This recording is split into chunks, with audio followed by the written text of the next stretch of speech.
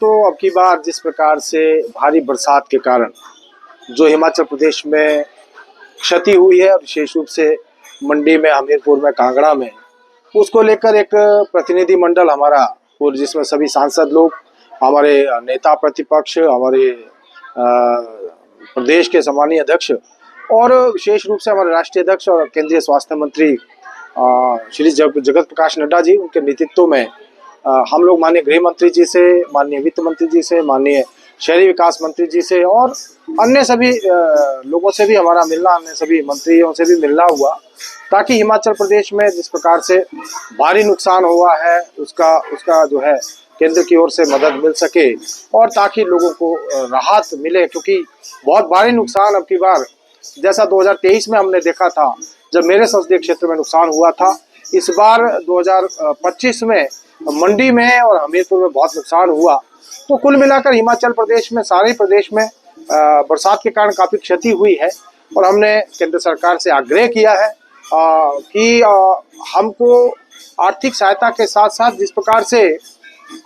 हम देख रहे हैं कि बादल फटने की घटनाएं बहुत निरंतर हो रही है, वैसे माननीय गृह मंत्री जी का मैं आभार प्रकट करता हूं। उन्होंने विशेषज्ञों की एक टीम गठित की है जिसमें IIT रुड़की और बहुत सारे दूसरे संस्थानों के विशेषज्ञ होंगे, ताकि वो सर्वेक्षण कर सके कि किस कारण ये घटनाएं हिमाचल प्रदेश और उत्तराखंड में घटित हो रही हैं। साथ ही साथ मैंने आग्रह किया है कि भविष्य में कुछ एडवांस वार्निंग इसके बारे में अगर मिल जाए, ताकि पता चल सके कि कहाँ पर बहुत ज़्यादा बारिश या बादल फटने की घटनाएं घटित हो सकती हैं। तो उसके लिए केंद्र सरकार से हमने आग्रह भी किया है और केंद्र सरकार ने भी हमको आश्वस्त किया है कि आने वाले समय के लिए पूर्ण मदद के साथ साथ इस प्रकार के लिए ऐसा ध्यान करें हिमाचल प्रदेश में कि कहाँ किस वजह से ये लैंडस्लाइड और किस प्रकार से भारी नुकसान हो रहा है। तो माननीय गृह मंत्री जी का मैं धन्यवाद करता हूं और उनका आभार प्रकट करता हूं कि ऐसा एक विशेषज्ञों की टीम गठित करके और साथ ही साथ जो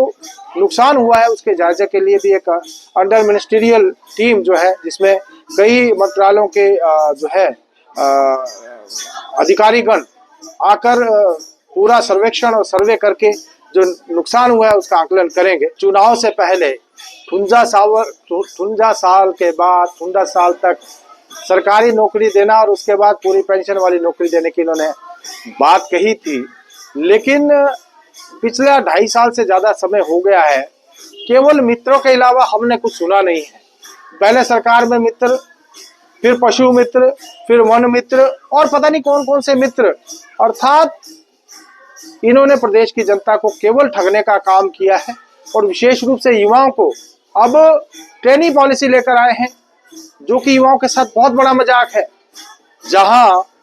हमारी सरकार के समय में लोगों को रोजगार दिया जाता था, ये रोजगार छीनने का काम कर रहे हैं। ये जो है निरंतर जो संस्थान बंद करने का काम कर रहे हैं। विकास के नाम पर एक भी नया काम ये सरकार शुरू नहीं कर पाई और केवल अपने मित्रों को फायदा पहुंचाने की जो है कोशिश कर रहे हैं।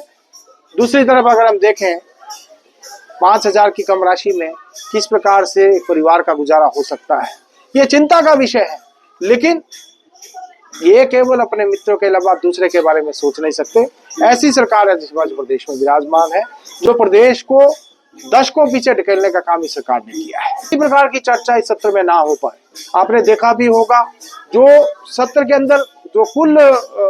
काम जो हुआ लगभग 31% लोकसभा में, जो बहुत चिंता का विषय है। और मैंने देखा है पिछले 6 सालों से मैं भी सांसद के रूप में संसद में हूँ, इतना शायद पहला ऐसा सत्र होगा जिसमें कोई भी कार्य इस विपक्ष ने होने नहीं दिया। भारी भरकम जो जनता की गाड़ी कमाई और जो टैक्स का जो पैसा और देश के ऊपर और एक आर्थिक बोझ जो कि बिना काम के इस विपक्ष ने डालने का काम किया। और विपक्ष लगातार व्यवधान उत्पन्न करके जो विभिन्न सांसद अपने अपने क्षेत्रों की बात करना चाहते थे, जो अपने क्षेत्रों की मांगों को रखना चाहते थे, उसको इन्होंने पूरा नहीं होने दिया। जहाँ तक मेरे संसदीय क्षेत्र की बात है, तो जहाँ आपदा की बात है, इसके अलावा पांवटा साहिब रेलवे का जो मुद्दा, उसको लेकर मैंने सदन में भी अपनी बात को रखा। इसके अलावा बहुत सारे मुद्दे, चाहे वो सड़कों को लेकर थे, सड़कों की रिपेयर को लेकर थे, और विशेष रूप से जो हमारा छेला नीरपुर ओछघाट सड़क है, जो आजकल समय में, सेब के समय में बहुत महत्वपूर्ण सड़क है, उसके लिए, क्योंकि आजकल दुर्घटनाएं प्रतिदिन उसके ऊपर हो रही हैं, बार बार बंद हो रही है और बड़े बड़े जो ट्राले और जो गाड़ियां हैं वो फंस जा रही हैं। मैंने उसके विषय में माननीय नितिन गडकरी जी उनके समक्ष इस मांग को रखा कि इसको डबल लेन किया जाए और तब तक जो है इसमें सुचारू व्यवस्था करने के लिए सहायता दी जाए। इसके साथ साथ शिमला अपर शिमला में भी एक केंद्रीय विद्यालय की हमको आवश्यकता है, ताकि हमारे बच्चों को, क्योंकि ये सरकार तो संस्थान बंद करने में लगी हुई, लेकिन केंद्र सरकार से हमने मांग की है कि केंद्रीय विद्यालय खोले जाए ताकि लोगों को इसका फायदा मिल सके।